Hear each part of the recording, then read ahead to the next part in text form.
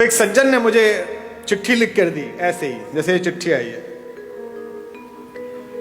कि साहब वो मैं कल आया था, आपने राम और भरत के प्रेम के विषय में बताया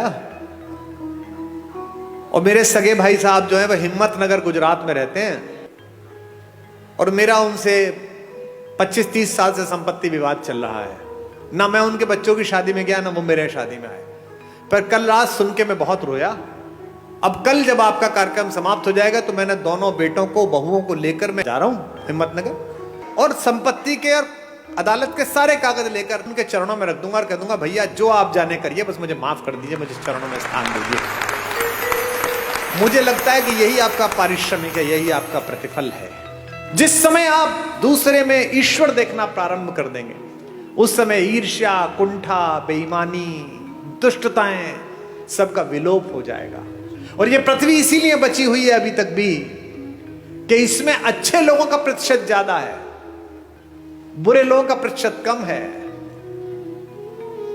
हमारे एक शायर का शेर है कि दुनिया नफरतों की आखिरी स्टेज पर है, इलाज इसका मोहब्बत के सिवा कुछ भी नहीं।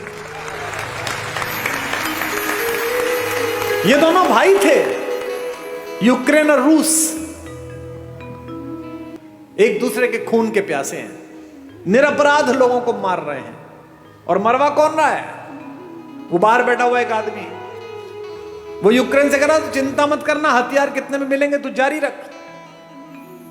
ऐसे बहुत लोग मिलेंगे आपके परिवार में बाहर खड़े हुए जो आपके बच्चों को, आपकी बेटियों को, आपके बेटों को आपको सिखाएंगे कि घर में लड़ाई है, जारी रख, मैं तेरे साथ खड़ा हूं। वो अपने साथ खड़े, आपके साथ नहीं खड़े हुए। जो भी व्यक्ति ऐसी बात करता मिले कि चिंता मत करना, मैं तेरे साथ खड़ा हूं, अपने भाई के खिलाफ हो जा, बहन के खिलाफ हो जा, मां के खिलाफ हो जा, समझना कि वो आपके साथ नहीं खड़ा है। क्योंकि जो आपके साथ खड़ा है वो कह रहा है कोई बात नहीं, थोड़ा नुकसान फायदा चलता रहता है। राम से सब छिना लेकिन सब मिला। इसीलिए मैं बार बार अपने सत्र में एक बात कहता हूं, महत्वाकांक्षा खूब रखिए, लालच शून्य रखिए। ये जो आपके पास है इसे जब तक पर्याप्त मानते रहोगे तब तक खुश रहोगे। जिस दिन दूसरे के पास जो है उसको प्राप्त करने की कोशिश करोगे उस दिन कष्ट में आ जाओगे। टेलीविजन पर क्या विज्ञापन आ रहा है? ये दो भाई बहन बैठे हैं, ये एक मामा जी बैठे हैं, एक माता बैठी है। इनमें प्रेम की क्या कमी है भैया?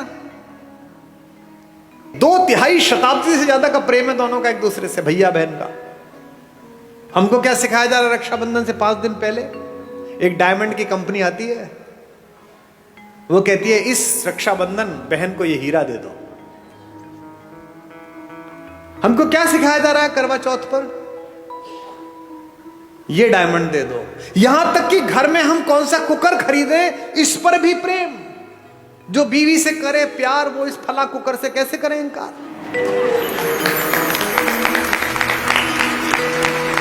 यानी जिनके घर में वो कुकर नहीं आता वो अपनी पत्नी से प्रेम नहीं करते। मेरे घर में शुरू में कुकर नहीं था तो मेरे पिता ने मेरी मां से प्रेम नहीं किया। कैसी मूर्खतापूर्ण बात है। साधनों से अगर प्रेम होता, अगर साधन प्रेम का प्रतीक होते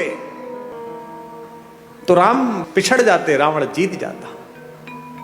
मुझसे लोग कहते हैं आगरे में एक सफेद रंग की बिल्डिंग दिखाकर कि ये प्रेम का प्रतीक है। इसे प्रेम का प्रतीक बताते हो?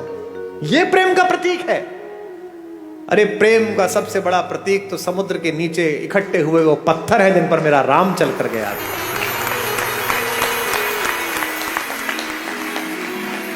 राम ने कहा है ऐसी की तैसी इस पर्वत की, ऐसी की तैसी इस समुद्र की। अगर मेरी प्रेमिका, मेरी पत्नी के बीच में कोई आया है तो 7 समंदर पार छुपाओ, उसके घर में जाके मारूंगा। ये प्रेम है, इसे प्यार कहते हैं। प्रेम साधन पर कैसे निर्भर हो गया? महिलाएं एक दूसरे से पूछती हैं इस बार करवा चौथ पे क्या दिलाया, इस बार एनिवर्सरी पे क्या दिलाया। नहीं, उपहार देने चाहिए, लेने चाहिए, अच्छी बात है, पर इससे प्रेम कैसे जस्टिफाई हो रहा है? कोई ज्योतिषी बता सकता है कि इस वाली शादी में इतने कैरेट का हीरा दे दो, इसके बाद तलाक नहीं होगा? बता सकता है? नहीं बता सकता।